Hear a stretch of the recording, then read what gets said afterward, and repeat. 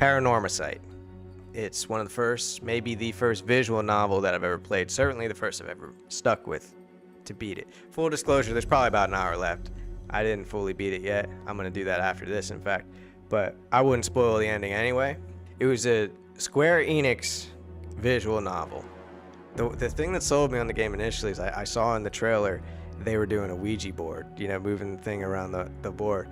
And from that first person perspective, their hands moving back and forth, and that art style, like I was kind of hooked from that. And the funny thing is that section of the game only ended up being like 5 minutes long. I wouldn't use the word visual novel. Personally, like I'm someone who reads, and this did not feel similar to reading a book, to be honest. It kind of felt like one of those like Telltale games, except strip out like the gameplay, actually like manipulating your character through an environment. You strip that out, you're really just like more of like a mouse cursor on a screen type interface. But other than that, the same attention to story and dialogue with voice acting and all that stuff, like, I don't know, visual novel, I wouldn't use those words myself. But I'm really impressed. The writing was really good, the performances were good, I thought it was funny at times, it was charming, the mystery was good, like the lore and the world building and how the rules work and everything like that. The scope of the game is bigger than you would think at first. It sort of just keeps going and going organically, and it sort of gets crazier, and you're approaching it from multiple perspectives, like playing as a couple of different characters, and they're all sort of investigating this case of what's going on. So there's this something called like the Festival of Shadows or the Feast of Shadows or something like that, and it kicked off this ancient ritual that involves curses based on this like local mythology, local fucking lore, right? And so they're trying to investigate and figure out how many curses there are, because certain individuals were bestowed with this power where you can kill someone with this curse to acquire some soul dregs. If you have enough of those, you could bring someone back from the dead. If you kill a normal person with your curse, you only get, you know, a tiny amount of soul dregs. But if you kill a curse bearer, someone else who has a curse, you get a lot of soul dregs. So these people are trying to figure out who else is a curse bearer, and so everyone's suspicious of everyone else. And you're also trying to figure out how their curse activates, because they each have like a distinct set of rules. For instance, one of them is like, if someone shows their back to you, you can curse them, you can fire off that curse. But some of them are more cryptic and require like certain things have to be true for that curse to work. And so you may know they have a curse, but you don't know how they activate it, and so you're trying to like navigate that situation. The lore they came up with and like the rules of how the curses works and stuff like that, I was pretty engaged. It was pretty interesting.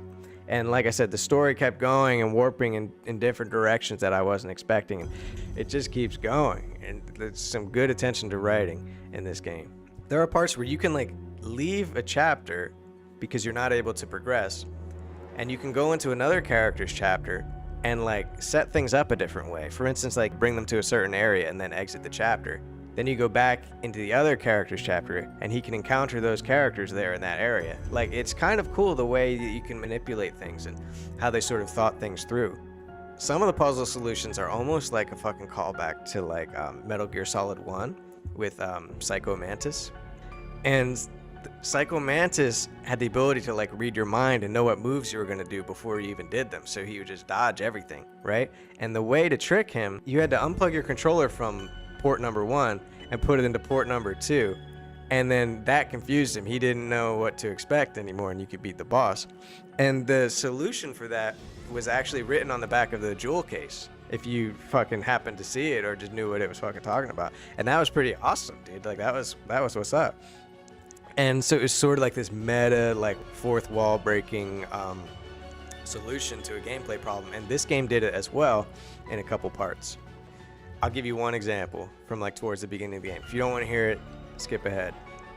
So the one curse, it functions by if someone can hear this chanting, this like creepy chanting, then they can be killed by the curse, right? So the solution to that was to go into the menu and turn down the dialogue audio level to 0. And so then you come back out of the menu and you don't hear the chanting anymore, and so you're safe. And the character's like, what? How'd you do that? Like, that was pretty cool, man. I was like, oh shit, that was pretty awesome. And there's a couple clever ones like that throughout the game. So like, It is a clever game, man. It really was. Like, not only like on face value, the story they were telling, but how you interact with it and stuff like that. I mean, it was a cool game. It was a cool game. I would recommend it. Good storyline. It was fun. It hooked me. So I would recommend that one. That one was fun. That was unique. Visual novel. I guess I'm a fan of visual novels now.